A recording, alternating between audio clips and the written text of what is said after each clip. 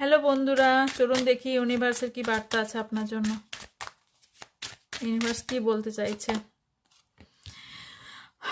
আপনি হয়তো কোনো একটা ব্যক্তির সঙ্গে অনেক দিন সময় কাটিয়েছেন এবং আহ, এবং এখানে কোনো বেবি ইনভলভ আছে আপনাদের কোনো সম্পর্কের মধ্যে, ওকে।